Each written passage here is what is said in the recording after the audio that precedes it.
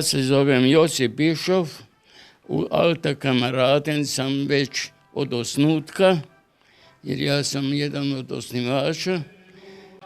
Uvek društvo i s nekim razgovaramo.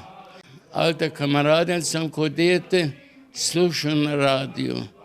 I smio sam ostati gore, jer u Beogradu je jedino to je Hitler dozvolio da se Lili Marleen pjeva, odnosno svira. Jel? Onda uvek kad je bio Feierabend, onda su svirali Lili Marleen. To sam par puta čuo i zapamtio. Spor, a čujte, ja sam prije u crkvi pjevao. I uvijek ja volim pjevat, nekad sam volio i svirat i sad još volim svirat.